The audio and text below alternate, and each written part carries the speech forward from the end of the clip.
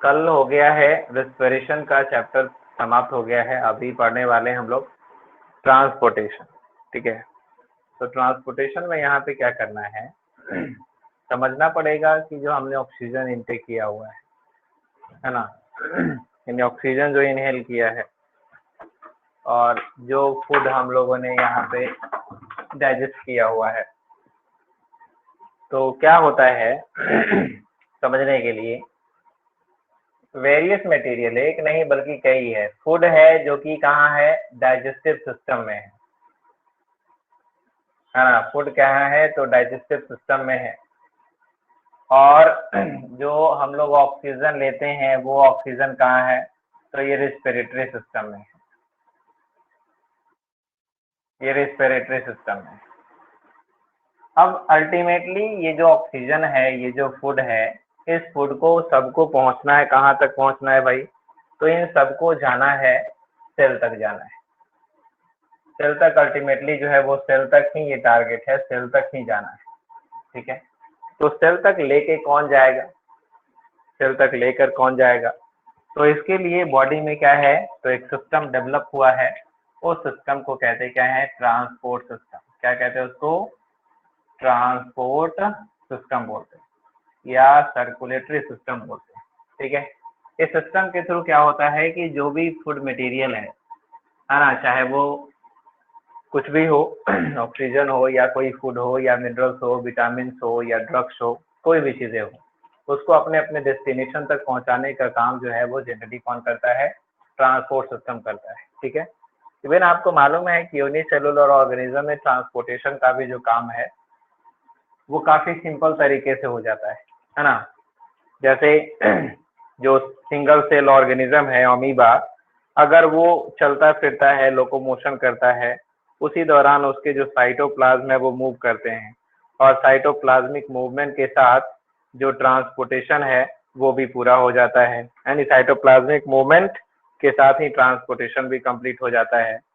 कुछ ऑर्गेनिज्म आपने देखा था जैसे स्पॉन्जेस है, तो स्पॉन्जेस में अगर हम ट्रांसपोर्टेशन की बात करेंगे तो स्पॉन्जेस में ट्रांसपोर्टेशन कैसे देखा था, उसमें ओस्टिया था जिसके थ्रू वाटर इंटर कर रहा था है ना, ओस्टिया के थ्रू वाटर इंटर कर रहा था, उसके साथ फूड मटेरियल इंटर कर रहा था, इस दौरान जो है ऑक्सीजन भी इंटर कर रहा है। तो इस कुल मिलाकर के कह सकते हैं कि बहुत सिंपल तरीके से जो है उसमें क्या हो रहा है, ट्रांसपोर्टेशन का काम हो रहा है, एक्सचेंज होने का काम हो रहा है। ठीक है, तो बहुत सारी चीजें हैं, न्यूट्रिएंट है, रिस्पिरेटरी गैसेस है, बेस्ट प्रोडक्ट है, वाटर है ना। इवन जो टेम्परेचर है उसका बैलेंस है, हार्मोन है, एंटीबॉडी है, हीट है, बहुत सारी चीजें जो है वो ट्रांसपोर्टेशन में ही आ रहा है, ट्रांसपोर्टेशन ही उसको मेंटेन करता है। ठीक है, अगर हम यहाँ पे ट्रांसपोर्टेशन की बात करेंगे तो बेसिकली होता है क्या, है ना, one place to another place हम मूव करते हैं। साइकिल से भी जाता है, कोई बाइक से भी जाता है, कोई एरोप्लेन से भी जाता है, लेकिन वो एक तरह से क्या होता है वो जो सुविधाएं हैं वो भी ट्रांसपोर्ट सिस्टम ही है लेकिन हम जो बात करने वाले हैं वो बॉडी के अंदर के ट्रांसपोर्टेशन सिस्टम की बात करने वाले हैं कि हमारे बॉडी में किस तरह से ट्रांसपोर्टेशन हो रहा है वेरियस फूड मटेरियल का। ठीक है, तो इसको जरा देखते हैं, समझते हैं तो इसका जो डेफिनेशन होगा, डेफिनेशन हम यहाँ पे नोट कर लेते हैं कि क्या होता है ना। डेफिनेशन नोट कर लेते हैं इसका तो लिख सकते हैं, the movement of various materials, the movement of various material inside the body of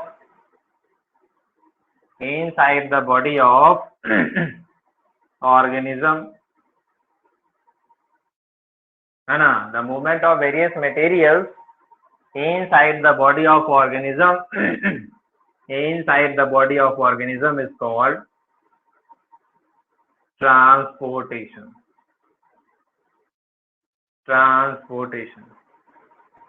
अभी जो ट्रांसपोर्टेशन है इससे क्या हो रहा है ठीक है, due to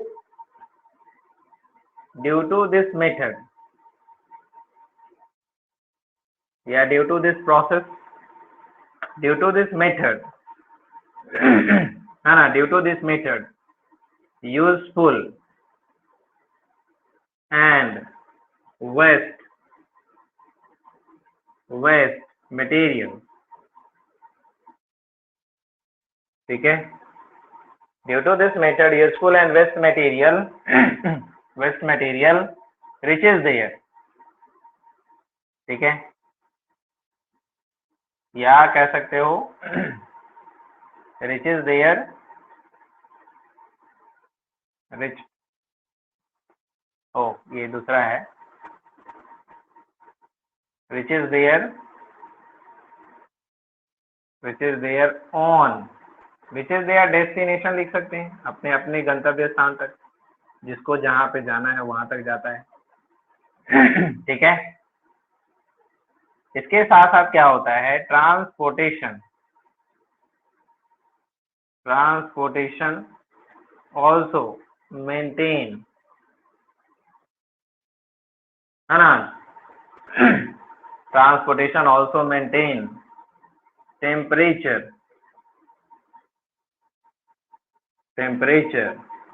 of body, temperature of body को भी क्या करता है, ये मेंटेन करने का काम करता है, रेगुलेट करने का काम करता है, ठीक है चलिए, तो ये कुछ बातें हो गई है ट्रांसपोर्टेशन से। अब इसके लिए क्या कंटेन कर रहा है, क्या क्या चीजें हमारे पास है, ठीक है उसको समझते हैं, ध्यान देंगे। फॉर द, है ना, फॉर दिस पर्पस,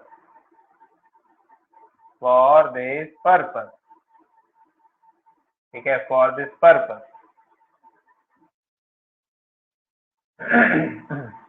या ऐसे कह सकते हैं,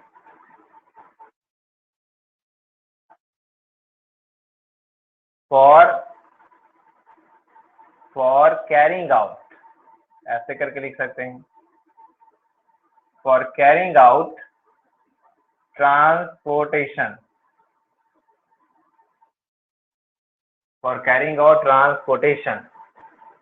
organism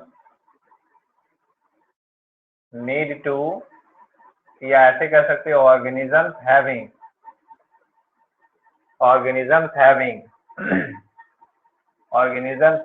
simple or complex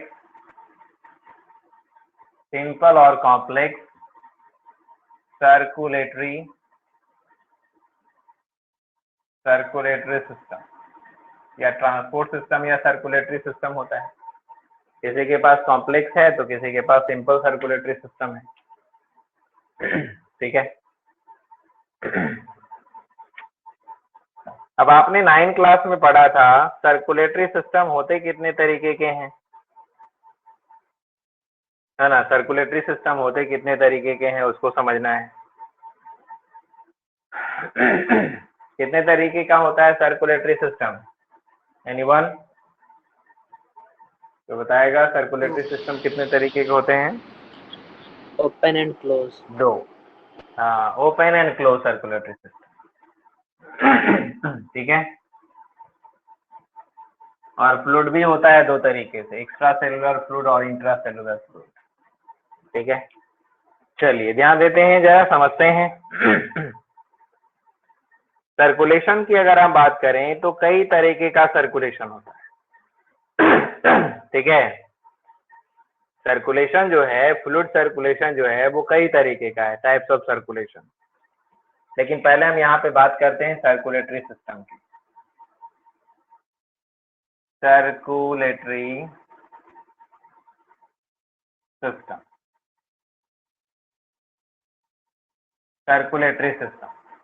क्या होता है, सर्कुलेटरी सिस्टम, तो यहाँ पे कह सकते हैं it is the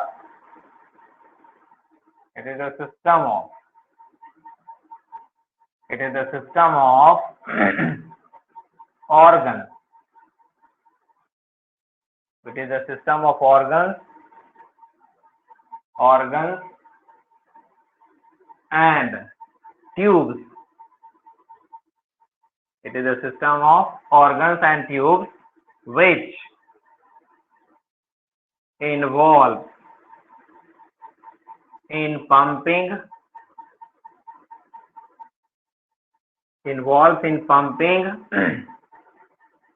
and flow of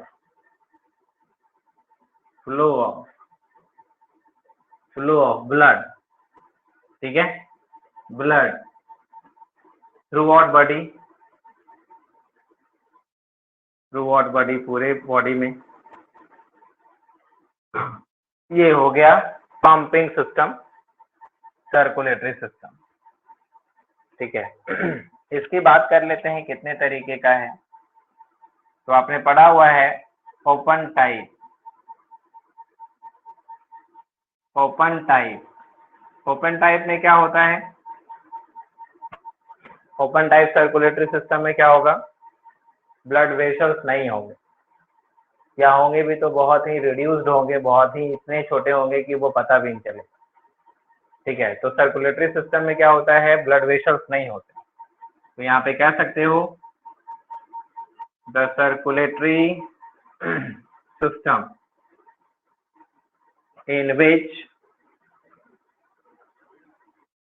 in which blood flows blood does not flow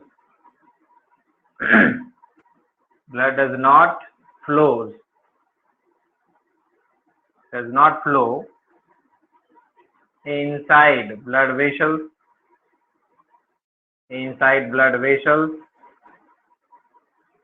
Circulatory system in which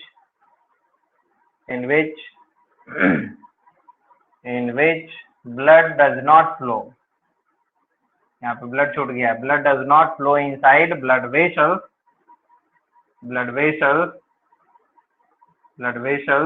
is called open type. होता ही नहीं ओपन टाइप. ये ओपन टाइप किस में होता है? ओपन टाइप सर्कुलेटरी सिस्टम किस में होता है? बोलिए.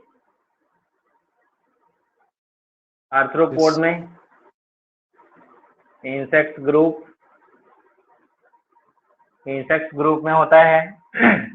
और किस में होता है? ठीक है. सम मोलस्का. ठीक है. कुछ मोलस्का में भी होता है. क्लियर हो गया. अब यहाँ पे समझते हैं आगे सेकेंड टाइप का क्या है? Close type circulatory system. बहुत आसान. क्लोज टाइप सर्कुलेटरी सिस्टम क्या है भाई? तो यहाँ पे लिख सकते हैं the circulatory system in which blood flows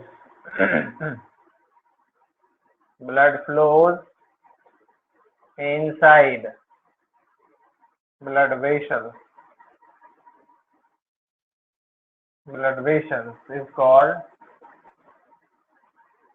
closed type.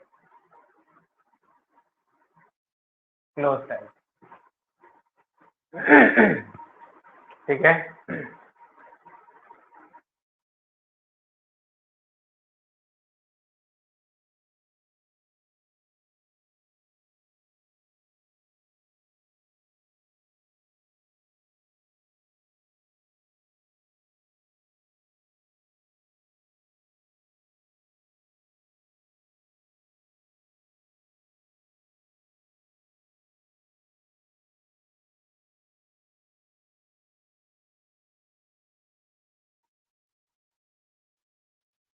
Clear है? अब इसका एग्जाम्पल क्या हो सकता है? तो इसके एग्जाम्पल की अगर बात करें तो एनिलीडा है ना, एनिलीडा है,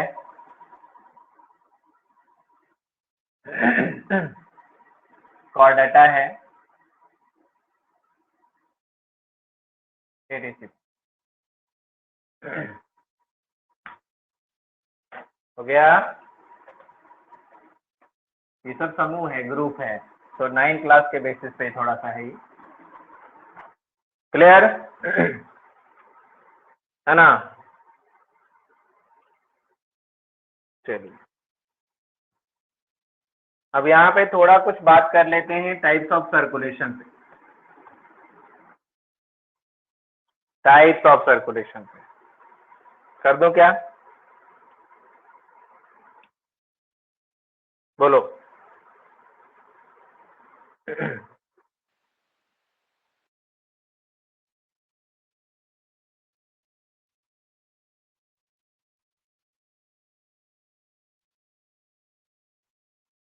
ठीक है,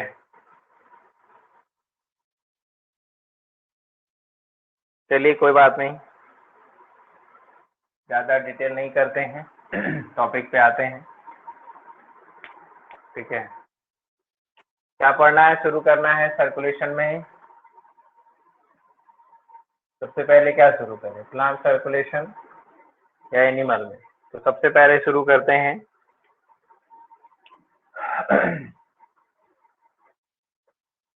ट्रांसपोर्टेशन।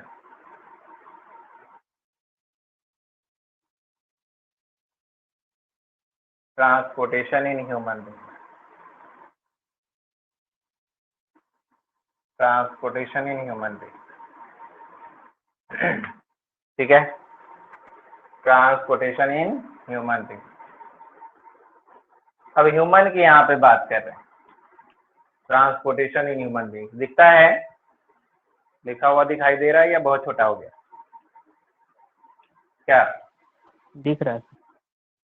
दिख रहा है? तो ट्रांसपोर्टेशन इन ह्यूमन बीइंग्स की बात करेंगे तो ह्यूमन कैसा है? ह्यूमन के पास कॉम्प्लेक्स है ना, कॉम्प्लेक्स सर्कुलेटरी सिस्टम है। उस कॉम्प्लेक्स सर्कुलेटरी सिस्टम में इंक्लूड है ब्लड वेसल्स है ना, लिम्फ वेसल्स है, और उसके बाद हार्ट है। तो ये सारी चीजें हम यहाँ पे पढ़ते हैं, पहले समझते हैं कि ये है क्या। ठीक है, तो हमारा जो टॉपिक है यहाँ पे, उसके अनुसार से यहाँ पे मैं काम कर रहा हूँ, और यहाँ पे एक वर्ड लिखेंगे, human beings have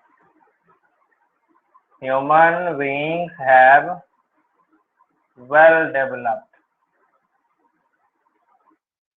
developed circulatory system, closed type। कैसा है? closed type circulatory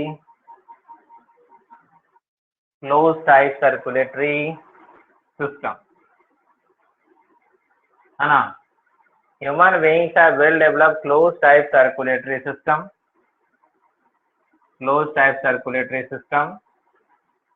for movement of various materials inside body। ठीक है, अब इसमें बात आती है कि क्या क्या है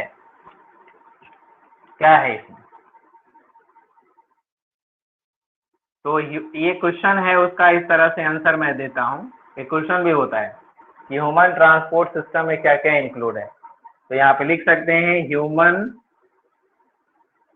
ट्रांसपोर्ट सिस्टम या components of human transport system या कंपोनेंट्स ऑफ ट्रांसपोर्ट सिस्टम। तो ह्यूमन ट्रांसपोर्ट सिस्टम इंक्लूड, ठीक है, इंक्लूड क्या क्या इंक्लूड है देख सकते हैं। तो इसमें इंक्लूड है नंबर 1 में ब्लड, सेकेंड में है ब्लड वेसल्स, ब्लड वेसल्स, फिर पढ़ना है lymph and lymph vessels, lymph and lymph vessels, और फिर है इसमें हार्ट। ये चीजें ठीक है। तो ये है 4 component of human transport system, 4 component, इतने सारी चीजें नोट कर लिया आपने।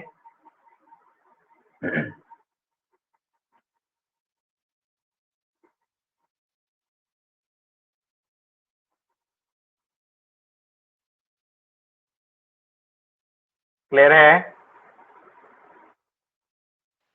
Yes. अब कुछ कॉमन बात पहले करते हैं।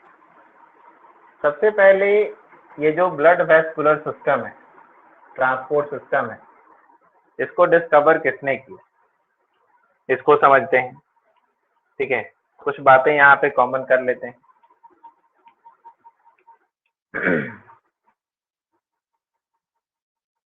ऐसे कर लो, नोट कर लेते हैं, उसके बाद आगे शुरू करें। नोट, ठीक है। इन 1628 विलियम हार्वे, क्या नाम है? William Harvey. William Harvey, scientist का नाम ध्यान रखना है, विलियम हार्वे। ठीक है, क्या किया इन्होंने? क्या किया? डिस्कवर्ड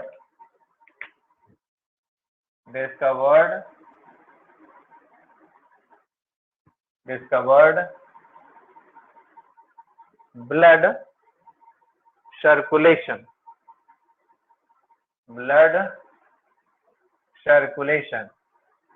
including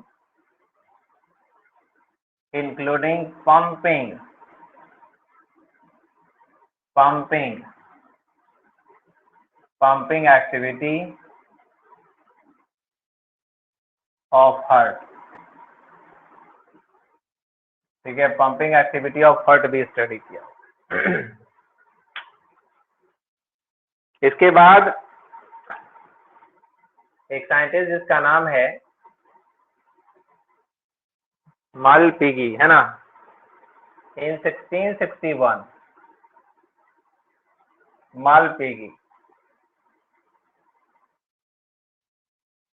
साइंटिस्ट का नाम है मालपिगी।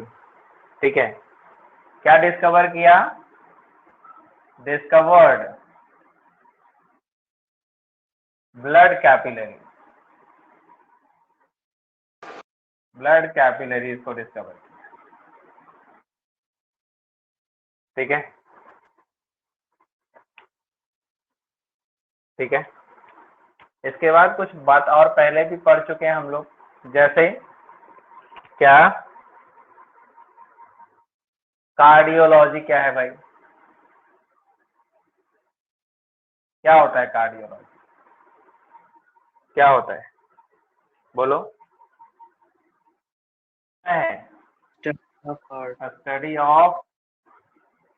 Study of heart and its functioning। Study of heart and its functioning।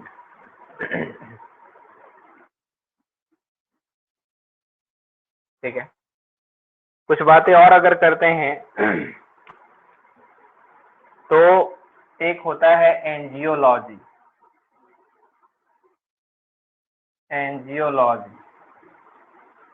इसमें क्या होता है भाई? तो ये होता है study of blood vascular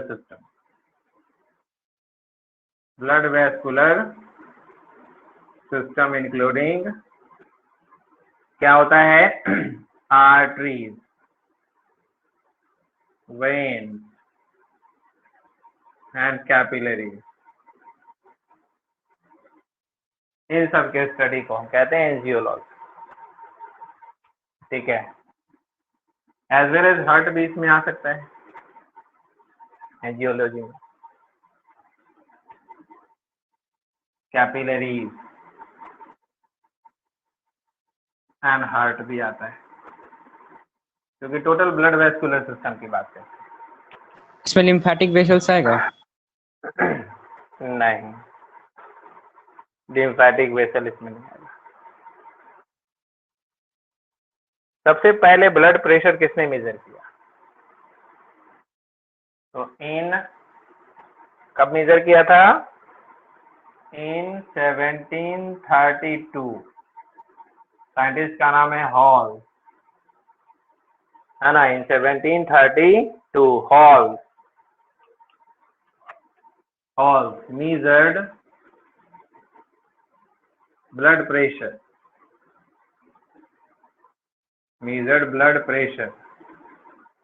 first time.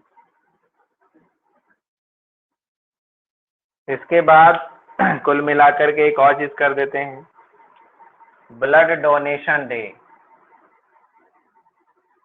कब मनाते हैं?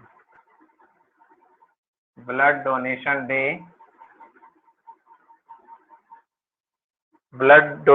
कब मनाते हैं? ध्यान रखना 14 चाहिए, 1 अक्टूबर।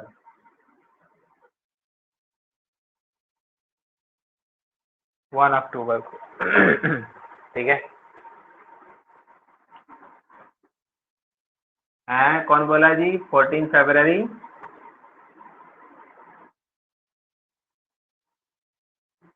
ब्लड डोनेशन डे है।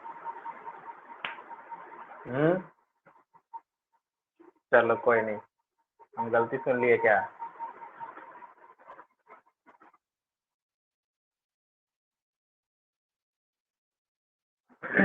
हो गई बात कंप्लीट? चलिए, नोट कर लिया आपने?